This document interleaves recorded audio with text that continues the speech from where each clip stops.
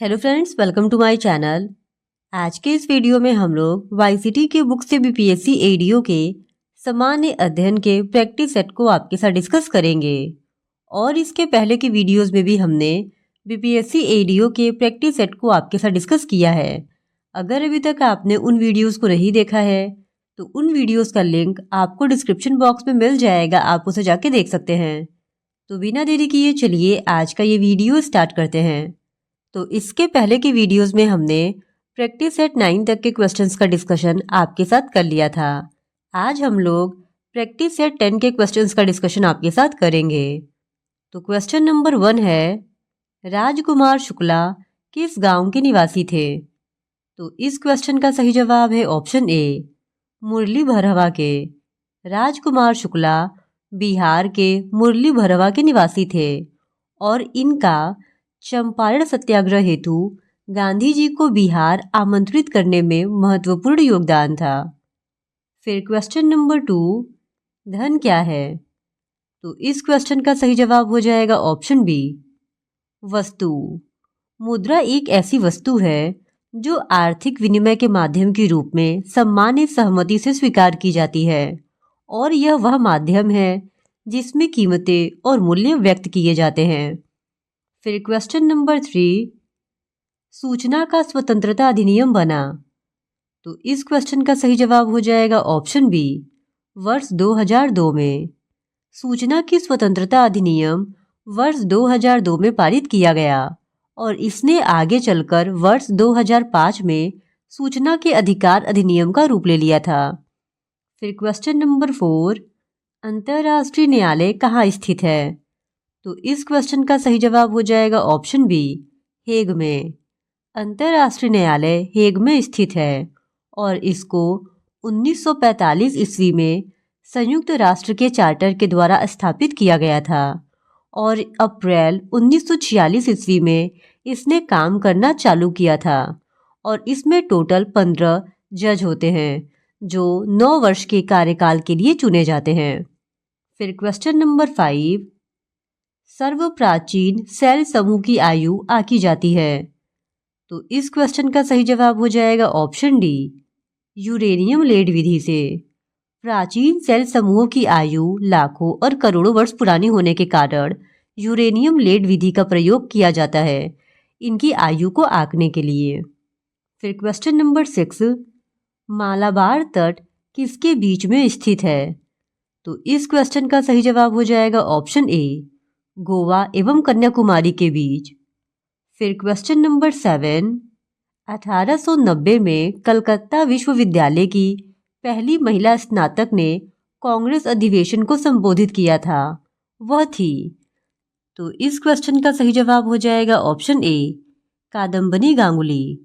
कादम्बनी गांगुली का जन्म जुलाई 1861 में बिहार के भागलपुर में हुआ था और 1883 ईस्वी में वह कलकत्ता मेडिकल कॉलेज में दाखिला लेने वाली पहली महिला थी और 1886 ईस्वी में वे कलकत्ता विश्वविद्यालय से स्नातक करने वाली पहली भारतीय महिला थी और 1890 ईस्वी में हुए कलकत्ता के कांग्रेस अधिवेशन को इन्होंने संबोधित किया था और इस प्रकार कांग्रेस अधिवेशन को संबोधित करने वाली पहली भारतीय महिला कादम्बनी गांगुली थी।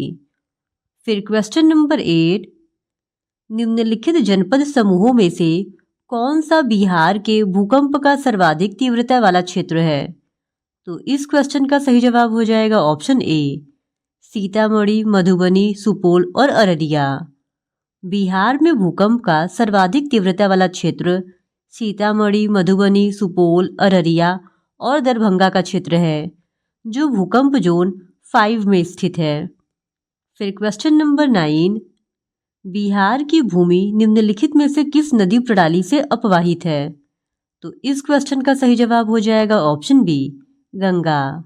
बिहार की भूमि गंगा नदी प्रणाली से अपवाहित होती है और इसके अतिरिक्त बिहार में कोसी, महानंदा, गंडक, कमला, बागमती, सोन, अजय, बूढ़ी गंडक, कर्मनासा ये नदियां भी बहती हैं। फिर क्वेश्चन नंबर 10, बिहार के किस जिले में काकोलत जलप्रपात स्थित है? तो इस क्वेश्चन का सही जवाब हो जाएगा ऑप्शन सी, नवादा। काकोलत जलप्रपात बिहार के नवादा जिले में करमानशाह नदी पर स्थित है। फिर क्वेश्चन नंबर 11, सबसे कम लंबाई वाली नदी है। तो इस क्वेश्चन का सही जवाब हो जाएगा ऑप्शन सी, पुनपुन। बिहार राज्य से होकर बहने वाली नदियों में से सबसे छोटी नदी दिए गए ऑप्शंस में पुनपुन नदी है और इसकी टोटल लंबाई 200 किलोमीटर है। फिर क्वेश्चन नंबर 12, स्वराज दल की स्थापना बिहार में किसने की थी? तो इस क्वेश्चन का सही जवाब हो जाएगा ऑप्शन बी, श्री कृष्ण सिंह ने। बिहार में श्री कृष्ण सिंह के द्वारा स्वराज दल की स्थापना की गई थी, जबकि राष्ट्रीय स्तर पर मोतीलाल नेहरू और चित्तरंजन दास के द्वारा 1923 में स्वराज दल की स्थापना की गई थी। फिर क्वेश्चन नंबर 13, 1913 में पटना में अनुशीलन समिति की एक शाखा की स्थापना किसने की थी? तो इस क्वेश्चन का सही जवाब है ऑप्शन सी, सचिंद्रनाथ सन्याल ने। वर्ष 1913 में पटना में अनुशीलन समिति की एक शाखा की स्थापना सचिंद्रनाथ सन्याल ने की थी और बीएन कॉलेज के बंकिम चंद्र मित्रा को इसका नेतृत्व करने की जिम्मेदारी दी गई थी। फिर क्वेश्चन नंबर 14, बिहार में 1857 की क्रांति के दौरान पटना, आरा और शाहाबाद जिलों में किसने नेतृत्व प्रदान किया? तो इस क्वेश्चन का सही जवाब हो जाएगा ऑप्शन सी, कुंवर सिंह ने। बिहार में 1857 की क्रांति के दौरान पटना, आरा और शाहाबाद जिलों में कुंवर सिंह ने नेतृत्व किया था। फिर क्वेश्चन नंबर 15, हम दो या दो से अधिक कंप्यूटरों के संग्रह को क्या कहते हैं, जो एक दूसरे से सीमित दूरी के भीतर स्थित होते हैं और जो प्रत्यक्ष या अप्रत्यक्ष रूप से एक दूसरे से जुड़े होते हैं? तो इस क्वेश्चन का सही जवाब हो जाएगा option A, local area network. फिर क्वेश्चन नंबर 16, किसी साइट के पते की शुरुआत में आप जो HTTP टाइप करते हैं उसका अर्थ है? तो इस क्वेश्चन का सही जवाब हो जाएगा option B, hypertext transfer protocol. HTTP का अर्थ हाइपर टेक्स्ट ट्रांसफर प्रोटोकॉल होता है और यह वर्ल्ड वाइड वेब पर हाइपर टेक्स्ट डॉक्यूमेंट को एक स्थान से दूसरे स्थान पर भेजने के लिए प्रयुक्त सर्वाधिक लोकप्रिय ट्रांसफर प्रोटोकॉल है। फिर क्वेश्चन नंबर 17, मायोपिया वह बीमारी है जिसमें व्यक्ति देख नहीं पाता है। तो इस क्वेश्चन का सही जवाब हो जाएगा ऑप्शन ए, दूर की वस्तुएं स्पष्ट रूप से। मायोपिया एक ऐसी बीमारी है जिसमें व्यक्ति दूर स्थित वस्तु को स्पष्ट रूप से नहीं देख पाता है और इसे निकट दृष्टि दोष भी कहते हैं। फिर क्वेश्चन नंबर 18, निम्नलिखित में से कौन मादा जनन तंत्र का भाग नहीं है? तो इस क्वेश्चन का सही जवाब हो जाएगा ऑप्शन सी, शुक्रवाहिका। ये मादा जनन तंत्र का भाग नहीं है। फिर क्वेश्चन नंबर 19, अलैंगिक जनन मुकुलन द्वारा होता है। तो इस क्वेश्चन का सही जवाब हो जाएगा ऑप्शन ए, ईस्ट में। मुकुलन एक प्रकार की अलैंगिक जनन क्रिया है और इस विधि में शरीर पर एक छोटा सा उभार बाहर की ओर निकलने लगता है जिसे मुकुल या बड कहते हैं और यह धीरे धीरे बड़ा होकर जनक जीव से अलग हो जाता है और ईस्ट में अलैंगिक जनन मुकुलन द्वारा संपन्न होता है। फिर क्वेश्चन नंबर 20, निम्नलिखित में से कौन सी अंतःस्रावी ग्रंथि नहीं है? तो इस क्वेश्चन का सही जवाब हो जाएगा ऑप्शन डी, उपयुक्त में से एक से अधिक।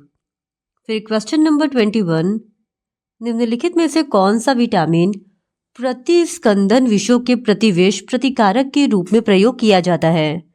तो इस क्वेश्चन का सही जवाब हो जाएगा ऑप्शन डी, विटामिन के। फिर क्वेश्चन नंबर 22, ट्राइग्लिसराइड क्या है? तो इस क्वेश्चन का सही जवाब हो जाएगा ऑप्शन सी, वसा। ट्राइग्लिसराइड एक प्रकार की वसा है जो रक्त में पाया जाता है। फिर क्वेश्चन नंबर 23, मानव गुर्दे की कोशिका में लिंग गुणसूत्रों की संख्या होती है। तो इस क्वेश्चन का सही जवाब हो जाएगा ऑप्शन ए, एक जोड़ा। फिर क्वेश्चन नंबर 24, जब पानी जम जाता है उसका घनत्व। तो इस क्वेश्चन का सही जवाब हो जाएगा ऑप्शन बी, कम हो जाता है।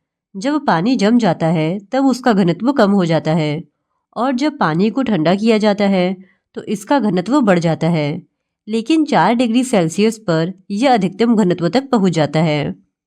फिर क्वेश्चन नंबर 25, बायोगैस का निम्न में से कौन सा अवयव प्रमुख है? तो इस क्वेश्चन का सही जवाब हो जाएगा ऑप्शन ए, मीथेन। बायोगैस का प्रमुख अवयव मीथेन गैस है और बायोगैस में मीथेन का प्रतिशत लगभग 50 to 65% तक होता है। फिर क्वेश्चन नंबर 26, निम्नलिखित में से कथन गलत का चयन करें। तो यहाँ पे 4 कथन दिए गए हैं और हम लोगों को बताना है कि कौन सा कथन जो है वो गलत है। तो इस क्वेश्चन का सही जवाब हो जाएगा ऑप्शन सी, एक्रिलिक को कृत्रिम रेशा भी कहा जाता है क्योंकि यह कपास से तैयार होता है लेकिन रेशम की तरह चमकता है। तो ये जो कथन है वो गलत है क्योंकि एक्रिलिक को कृत्रिम ऊन कहा जाता है, न कि कृत्रिम रेशम। फिर क्वेश्चन नंबर 27, निम्नलिखित में से कौन सा तरलीकृत पेट्रोलियम गैस का प्रमुख घटक है? तो इस क्वेश्चन का सही जवाब हो जाएगा ऑप्शन डी, ब्यूटेन। फिर क्वेश्चन नंबर 28, जंग लगे लोहे के वजन में निम्न में से कौन सा परिवर्तन होता है? तो इस क्वेश्चन का सही जवाब हो जाएगा ऑप्शन सी, यह पहले बढ़ता है और फिर घटता है। लोहे पर जंग लगना एक रासायनिक परिवर्तन का उदाहरण है और लोहे पर यह जंग हवा की नमी और ऑक्सीजन के कारण लगता है और लोहे पर जंग लगने से लोहे का भार बढ़ जाता है और लोहे में जंग लगने से बना पदार्थ फेरसोफेरिक ऑक्साइड होता है। यह भूरी परत के रूप में लोहे पर जम जाता है और इस प्रक्रिया में पहले तो लोहे का भार बढ़ता है लेकिन कुछ समय के बाद जो लोहे का भार होता है वो फिर से घटने लगता है। फिर क्वेश्चन नंबर 29, पानी मिट्टी से जड़ों में किस भौतिक प्रक्रिया द्वारा गुजरता है, उसे कहा जाता है? तो इस क्वेश्चन का सही जवाब हो जाएगा ऑप्शन डी, परासरण। पानी मिट्टी से जड़ों में जिस भौतिक प्रक्रिया के द्वारा गुजरता है उसे परासरण कहा जाता है। फिर क्वेश्चन नंबर 30, निम्नलिखित में से कौन सा विकल्प गलत है? तो इस क्वेश्चन का सही जवाब ऑप्शन ए ही है, नाभिक के अंदर प्रोटॉनों और इलेक्ट्रॉनों की उपस्थिति के कारण परमाणु विद्युत रूप से उदासीन होता है। ये जो कथन है यह गलत है। फिर क्वेश्चन नंबर 31, एक तत्व में इलेक्ट्रॉनों और न्यूट्रॉनों की संख्या क्रमशः 18 तथा 20 है। इस तत्व की द्रव्यमान संख्या है। तो इस क्वेश्चन का सही जवाब हो जाएगा ऑप्शन सी, 38। यदि किसी तत्व में इलेक्ट्रॉनों और न्यूट्रॉनों की संख्या 18 और 20 है तो इस तत्व की द्रव्यमान संख्या 38 होगी। फिर क्वेश्चन नंबर 32, सितारों के चमकने की प्रकाशीय प्रक्रिया निम्नलिखित में से किसके कारण होती है? तो इस क्वेश्चन का सही जवाब हो जाएगा ऑप्शन सी, वातावरणीय अपवर्तन के कारण। फिर क्वेश्चन नंबर 33, उस वैज्ञानिक का नाम बताएं जिसने कहा था कि पदार्थ को ऊर्जा में बदला जा सकता है। तो इस क्वेश्चन का सही जवाब हो जाएगा ऑप्शन डी, आइंस्टीन। सबसे पहले आइंस्टीन ने ही कहा था कि पदार्थ को ऊर्जा में बदला जा सकता है। फिर क्वेश्चन नंबर 34, ब्लैकबोर्ड काला लगता है क्योंकि यह। तो इस क्वेश्चन का सही जवाब हो जाएगा ऑप्शन ए, किसी भी रंग को परावर्तित नहीं करता है। फिर क्वेश्चन नंबर 35, एक बस सीधे रास्ते पर चल रही है और अचानक दाईं ओर एक तेज मोड़ लेती है। बस में बैठे यात्री। तो इस क्वेश्चन का सही जवाब हो जाएगा ऑप्शन सी, बाईं ओर झुकेंगे। चलती हुई बस के अचानक दाईं ओर मुड़ने पर बस में बैठे यात्री बाईं तरफ झुक जाएंगे और इस घटना में न्यूटन की गति का पहला नियम लागू होता है जिसे जड़त्व का सिद्धांत भी कहा जाता है।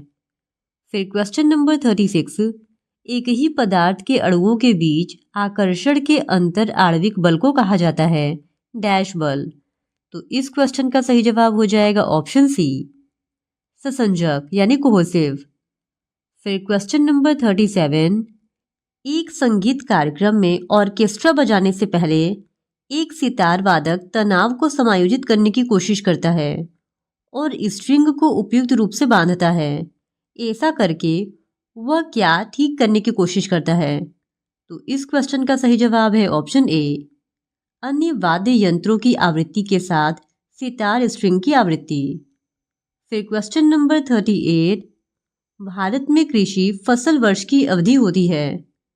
तो इस क्वेश्चन का सही जवाब हो जाएगा ऑप्शन डी, 1 जुलाई से 30 जून तक। भारत में कृषि फसल वर्ष की अवधि 1 जुलाई से 30 जून माना जाता है। फिर क्वेश्चन नंबर 39, योजना आयोग का गठन कब हुआ था? तो इस क्वेश्चन का सही जवाब हो जाएगा ऑप्शन बी, सन 1950 में। सन 1950 में योजना आयोग का गठन हुआ था। फिर क्वेश्चन नंबर 40, पंचवर्षीय योजना की कौन सी अवधि सत्य नहीं है? तो इस क्वेश्चन का सही जवाब हो जाएगा ऑप्शन डी, चतुर्थ 1966 से 1971। तीसरी पंचवर्षीय योजना जो कि 1961 से 1966 तक चली थी, उसके तुरंत बाद ही चौथी पंचवर्षीय योजना शुरू नहीं हुई थी। उसके बाद 66 से लेके 69 के बीच 3 जो वार्षिक योजनाएं चलाई गई थी। तो इस वजह से जो चौथी पंचवर्षीय योजना थी वो 1969 से आरंभ हुई थी, ना कि 1966 से। और ये 1969 से स्टार्ट होकर 1974 तक चली थी। इस वजह से ऑप्शन डी जो है वो इस क्वेश्चन का सही जवाब हो जाएगा, क्योंकि ये जो ऑप्शन है वह पंचवर्षीय योजना की सही अवधि नहीं दिया है। फिर क्वेश्चन नंबर 41, भारत वर्ष में निम्नलिखित में से कौन सी विनिमय दर व्यवस्था लागू है? तो इस क्वेश्चन का सही जवाब हो जाएगा option D, free float. Bharat में फ्री फ्लोट की जो व्यवस्था है वो विनिमय दर में लागू है। फिर क्वेश्चन नंबर 42, यदि वर्ष 2015-16 को सकल घरेलू उत्पाद का निहित मूल्य ज्ञात करने हेतु आधार वर्ष मान लिया जाए तो निम्न में से कौन से वित्त वर्ष का अपस्फीति कारक मान 100 है? तो इस क्वेश्चन का सही जवाब हो जाएगा ऑप्शन ई, इनमें से कोई नहीं या उपयुक्त दिए गए विकल्पों में से एक से अधिक। फिर क्वेश्चन नंबर 43, सरकारी ई बाजार का वर्ष 2020-21 के केंद्रीय बजट में क्रय बिक्री की प्रस्तावित मात्रा है। तो इस क्वेश्चन का सही जवाब हो जाएगा ऑप्शन बी, 3 लाख करोड़ रुपए। फिर क्वेश्चन नंबर 44, इनमें से किसने भारत के वित्त मंत्री के तौर पर सबसे लंबे समय काल के लिए कार्य किया है? तो इस क्वेश्चन का सही जवाब हो जाएगा ऑप्शन सी, पी चिदम्बरम। भारत के वित्त मंत्री के तौर पर सबसे लंबे कार्यकाल तक के लिए पी चिदम्बरम ने कार्य किया है और इन्होंने वित्त मंत्री के रूप में 1996 से लेकर 1998 तक, फिर 2004 से लेकर 2008 तक और फिर 2012 से लेकर 2014 तक, यानी टोटल 8 वर्षों तक वित्त मंत्री के रूप में कार्य किया है। फिर क्वेश्चन नंबर 45, निम्नलिखित में से कौन सा कार्य स्थानीय स्वशासन के अधिकार क्षेत्र में नहीं आता? तो इस क्वेश्चन का सही जवाब हो जाएगा ऑप्शन डी, सार्वजनिक अनुशासन का रखरखाव।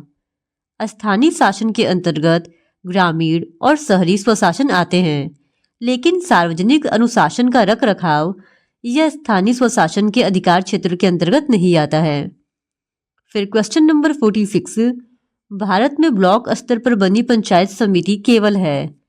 तो इस क्वेश्चन का सही जवाब हो जाएगा ऑप्शन डी, प्रशासनिक प्राधिकारी।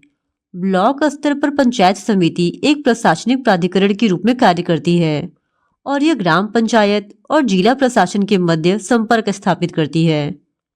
फिर क्वेश्चन नंबर 47, अशोक मेहता समिति ने निम्नलिखित की सिफारिश की। तो इस क्वेश्चन का सही जवाब हो जाएगा ऑप्शन बी, पंचायती राज की द्विस्तरीय सरकार की।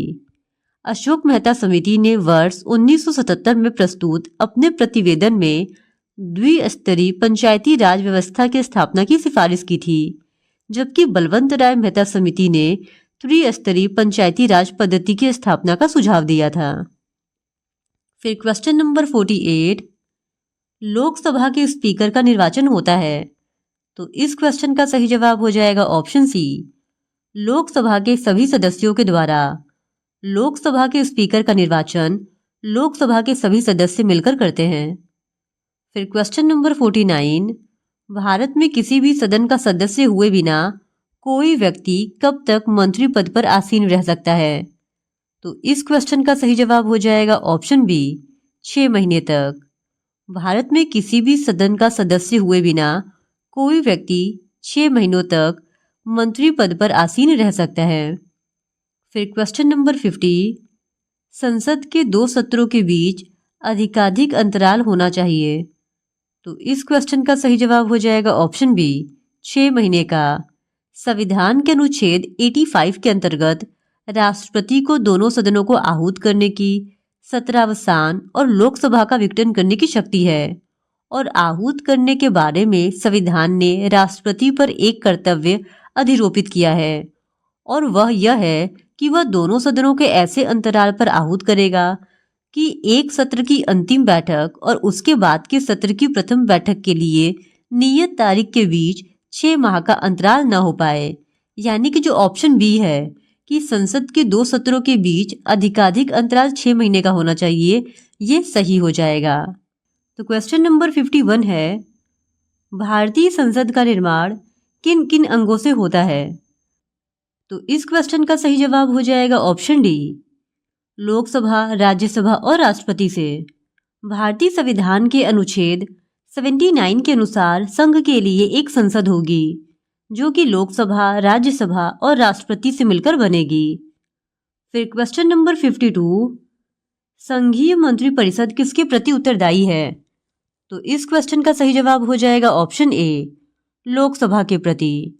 भारतीय संविधान के अनुच्छेद 75 खंड 3 के अनुसार मंत्रिपरिषद सामूहिक रूप से लोकसभा के प्रति उत्तरदायी होगी, जबकि अनुच्छेद 75 क्लोज 2 के अनुसार संघ के मंत्री राष्ट्रपति के प्रसाद पर्यंत पद धारण करेंगे, और अनुच्छेद 75 क्लोज 1 के अनुसार प्रधानमंत्री की नियुक्ति राष्ट्रपति करेगा और अन्य मंत्रियों की नियुक्ति राष्ट्रपति प्रधानमंत्री की सलाह पर करेगा।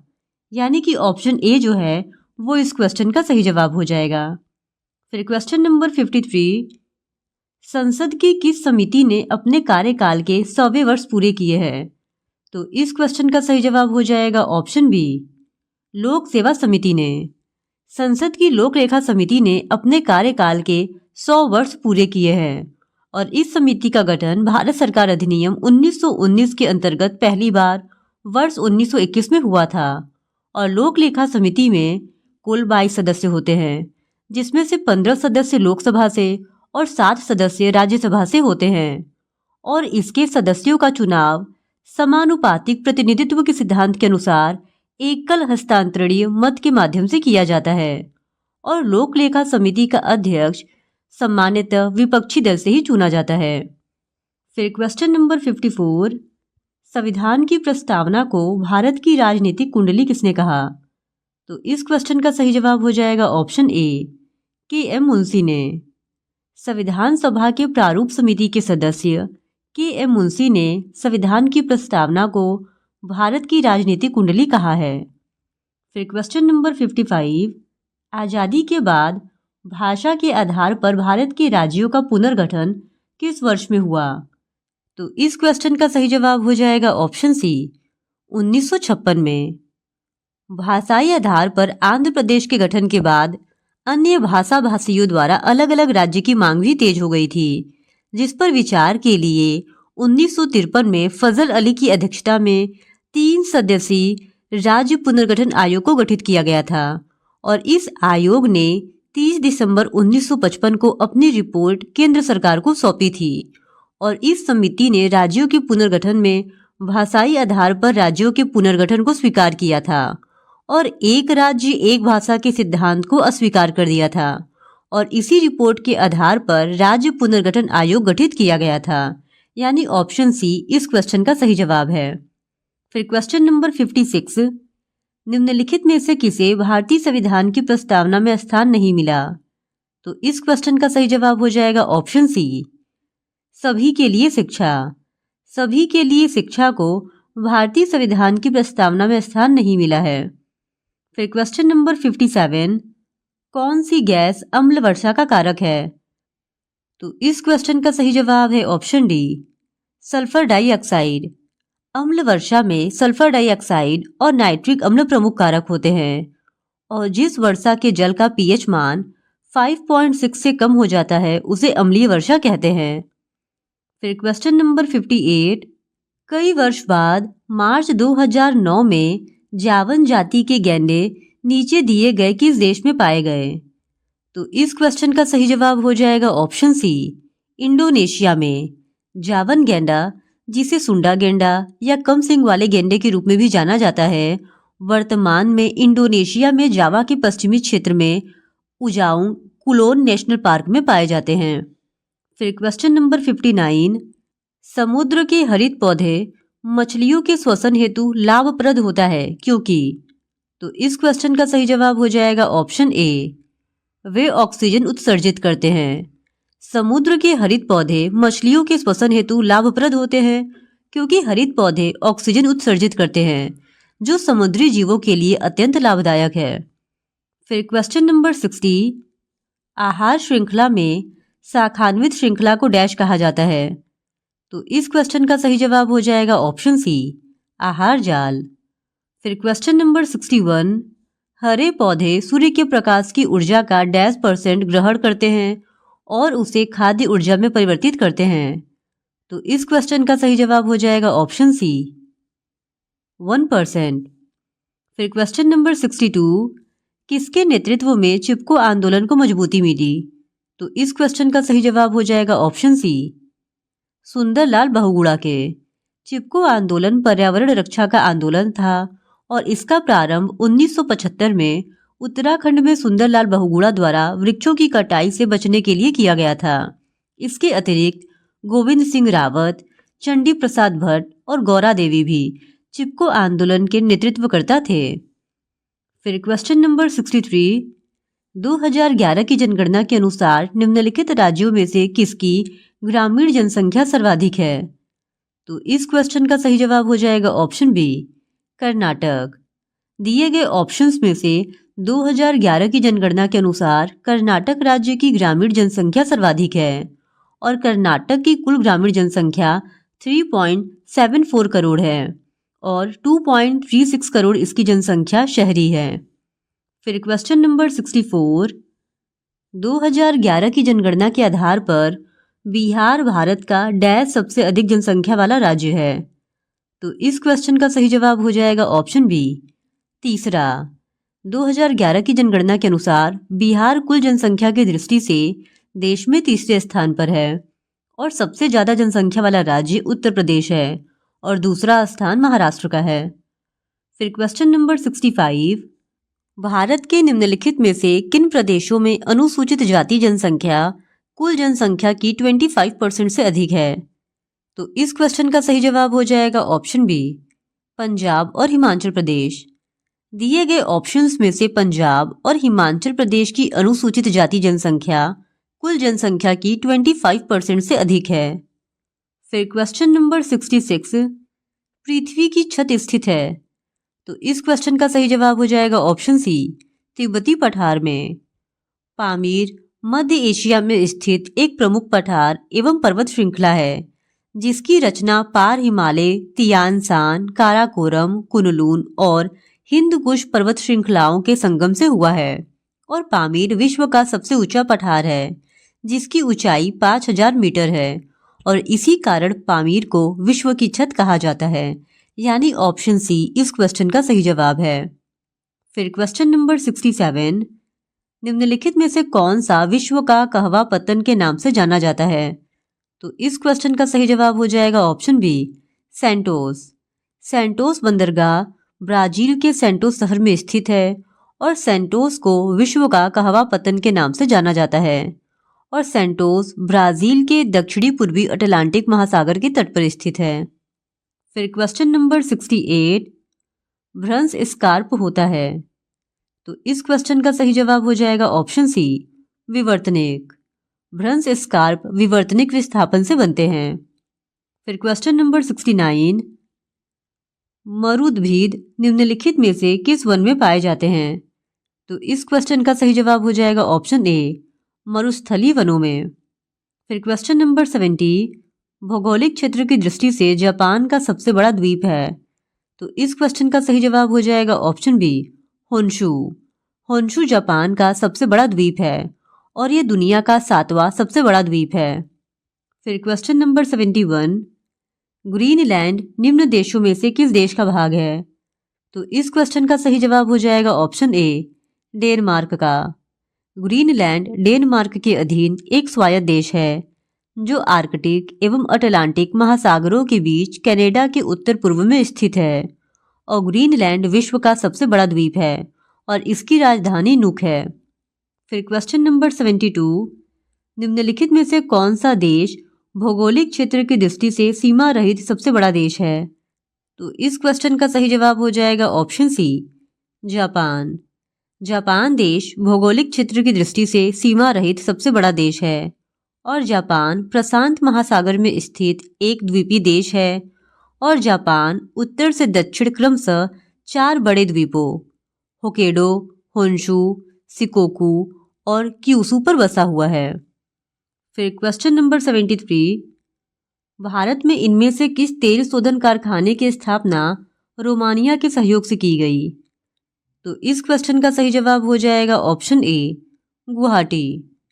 भारत के उत्तर पूर्वी हिस्से में गुवाहाटी शहर में ब्रह्मपुत्र नदी के पास स्थित गुवाहाटी रिफाइनरी देश की पहली सार्वजनिक क्षेत्र की रिफाइनरी होने के साथ साथ 1962 से तेल शोधन का कार्य कर रही है और 50 के दशक के अंत में उपलब्ध रोमानिया तकनीक से निर्मित इस रिफाइनरी की प्रसंस्करण क्षमता 0.75 मिलियन मीट्रिक टन प्रति वर्ष थी। फिर क्वेश्चन नंबर 74, जब मृदा अति क्षारीय हो तथा उसमें पौधे पैदा नहीं होते हो तब मृदा की गुणवत्ता में सुधार के लिए क्या मिलाना चाहिए? तो इस क्वेश्चन का सही जवाब है ऑप्शन ए, कार्बनिक पदार्थ। मिट्टी का अम्लीय तथा क्षारीय गुण उसमें मौजूद तत्वों के कारण होता है और यदि मिट्टी में हाइड्रोजन आयनों की संख्या अधिक है तो मिट्टी अम्लीय प्रकृति की होती है और यदि मिट्टी में पोटेशियम और सोडियम आयनों की अधिकता हो तो मिट्टी क्षारीय होती है और मिट्टी में क्षारीयता के सुधार के लिए मिट्टी में कार्बनिक पदार्थ मिलाना चाहिए। इस वजह से ऑप्शन ए इस क्वेश्चन का सही जवाब है। फिर क्वेश्चन नंबर 75, प्राचीन जलोढ़ मिट्टियों का क्षेत्र बाड़िंद का मैदान स्थित है। तो इस क्वेश्चन का सही जवाब हो जाएगा ऑप्शन ए, कोसी महानंदा तथा संकोश नदी के मध्य। फिर क्वेश्चन नंबर 76, करेवा किस प्रकार की खेती के लिए प्रसिद्ध है? तो इस क्वेश्चन का सही जवाब हो जाएगा ऑप्शन बी, केसर की। करेवा केसर की खेती के लिए प्रसिद्ध है और कश्मीरी भाषा में करेवा का शाब्दिक अर्थ उन्नत टेबल लैंड होता है और करेवा मृदा में समतल शीर्ष वाले टीले हैं जो कश्मीर घाटी को चारों तरफ से घेरे हुए हैं। फिर क्वेश्चन नंबर 77, गंगा के मैदान को एक डैश के रूप में वर्णित किया गया है। तो इस क्वेश्चन का सही जवाब हो जाएगा ऑप्शन सी, जियोसिंक्लाइन। गंगा के मैदान को जियोसिंक्लाइन या भू अभिनति या भू सन्नति के रूप में वर्णित किया गया है। फिर क्वेश्चन नंबर 78, पूर्वी उत्तर प्रदेश एवं बिहार के भाग निम्नलिखित मैदानों में से किसमें सम्मिलित है? तो इस क्वेश्चन का सही जवाब हो जाएगा ऑप्शन बी, मध्य गंगा मैदान में। पूर्वी उत्तर प्रदेश एवं बिहार के भाग मध्य गंगा मैदान के अंतर्गत आते हैं और गंगा के मैदान को मुख्यतः 3 भागों में बांटा गया है, जिसमें सबसे पहला है ऊपरी गंगा का मैदान, दूसरा है मध्य गंगा का मैदान और तीसरा है निम्न गंगा का मैदान। फिर क्वेश्चन नंबर 79, निम्नलिखित पर्वत श्रेणियों में से कौन गंगा के मैदान एवं दक्कन पठार को विभाजित करता है? तो इस क्वेश्चन का सही जवाब है ऑप्शन ए, विंध्याचल श्रेणी। विंध्याचल पर्वत श्रेणी गंगा के मैदान एवं दक्कन के पठार को विभाजित करती है और इसका विस्तार गुजरात से लेकर मध्य प्रदेश, उत्तर प्रदेश, बिहार और छत्तीसगढ़ तक है और इसे गुजरात में जोबट हिल और बिहार में कैमूर हिल कहते हैं। फिर क्वेश्चन नंबर 80, दयानंद सरस्वती द्वारा स्थापित है। तो इस क्वेश्चन का सही जवाब हो जाएगा ऑप्शन बी, आर्य समाज। दयानंद सरस्वती ने 1875 ईस्वी में बम्बई में आर्य समाज की स्थापना की। फिर क्वेश्चन नंबर 81, निम्नलिखित में से कौन आत्मीय सभा के संस्थापक थे? तो इस क्वेश्चन का सही जवाब हो जाएगा ऑप्शन ए, राजा राम मोहन रॉय। राजा राम मोहन रॉय ने आत्मीय सभा की स्थापना 1815 में और ब्रह्म समाज की स्थापना 1828 ईस्वी में की थी और दयानंद सरस्वती ने आर्य समाज की स्थापना 1875 में की थी और स्वामी विवेकानंद ने रामकृष्ण मिशन की स्थापना 1897 यानी 1897 में की थी। फिर क्वेश्चन नंबर 82, नीचे दिए गए विकल्पों में से राष्ट्रवादी समाचार पत्रों द हिंदू, केसरी, बंगाली, हिंदुस्तानी, सुधारक के संपादकों के नामों का सही संयोजन ज्ञात कीजिए। तो इस क्वेश्चन का सही जवाब है ऑप्शन डी, जी सुब्रमण्यम अय्यर, बाल गंगाधर तिलक, सुरेंद्र नाथ बनर्जी, गंगा प्रसाद वर्मा और गोपाल कृष्ण गोखले। द हिंदू के संपादक थे जी सुब्रमण्यम अय्यर, केसरी के संपादक है बाल गंगाधर तिलक, बंगाली के संपादक जो है वो है सुरेंद्र नाथ बनर्जी, हिंदुस्तानी के संपादक गंगा प्रसाद वर्मा और सुधारक के संपादक गोपाल कृष्ण गोखले थे। यानी कि ऑप्शन डी इस क्वेश्चन का सही जवाब है। फिर क्वेश्चन नंबर 83, स्वामी सहजानंद सरस्वती ने एक पत्रिका का प्रकाशन किया जिसका नाम था। तो इस क्वेश्चन का सही जवाब हो जाएगा ऑप्शन बी, हुंकार। स्वामी सहजानंद सरस्वती ने हुंकार नामक पत्रिका का प्रकाशन किया था और स्वामी सहजानंद सरस्वती भारत के राष्ट्रवादी नेता एवं स्वतंत्रता संग्राम सेनानी थे और स्वामी सहजानंद सरस्वती भारत में किसान आंदोलन के जनक भी थे। फिर क्वेश्चन नंबर 84, नाउ और नेवर पैम्फलेट किसने लिखा? तो इस क्वेश्चन का सही जवाब हो जाएगा ऑप्शन सी, रहमत अली ने। नाउ और नेवर पैम्फलेट कैम्ब्रिज विश्वविद्यालय के छात्र चौधरी रहमत अली ने 1933 में लिखा था और इसी पैम्फलेट में इन्होंने पाकिस्तान शब्द का जिक्र पहली बार किया था और यह एक पाकिस्तानी राष्ट्रवादी थे। इन्होंने ही पाकिस्तान नेशनल मूवमेंट की शुरुआत की थी। फिर क्वेश्चन नंबर 85, निम्नलिखित में से कौन सा आयोग 1857 का विद्रोह दमन के बाद भारतीय फौज के नव संगठन से संबंधित है? तो इस क्वेश्चन का सही जवाब हो जाएगा ऑप्शन बी, पील आयोग। 1857 के विद्रोह दमन के बाद भारतीय फौज के नव संगठन हेतु पील आयोग को गठित किया गया था। फिर क्वेश्चन नंबर 86, जगदीशपुर के राजा थे। तो इस क्वेश्चन का सही जवाब हो जाएगा ऑप्शन डी, कुंवर सिंह। कुंवर सिंह जगदीशपुर यानी आरा के राजा थे। फिर क्वेश्चन नंबर 87, 1857 के विद्रोह का बिहार में 15 जुलाई 1857 से 20 जनवरी 1858 तक केंद्र था। तो इस क्वेश्चन का सही जवाब है ऑप्शन डी, जगदीशपुर। फिर क्वेश्चन नंबर 88, दिल्ली दरबार के समय भारत का वायसराय कौन था? तो इस क्वेश्चन का सही जवाब है ऑप्शन बी, लॉर्ड लिटन। प्रथम दिल्ली दरबार का आयोजन 1 जनवरी 1877 ईस्वी को किया गया था और उस समय भारत का वायसराय लॉर्ड लिटन था और इसी दरबार में महारानी विक्टोरिया को भारत की सामग्री घोषित किया गया था और उसे केसर हिंद की उपाधि प्रदान दी गई थी। फिर क्वेश्चन नंबर 89, भारत में ब्रिटिश साम्राज्य का संस्थापक कौन था? तो इस क्वेश्चन का सही जवाब हो जाएगा ऑप्शन सी, लॉर्ड क्लाइव। भारत में ब्रिटिश साम्राज्य का संस्थापक लॉर्ड क्लाइव था।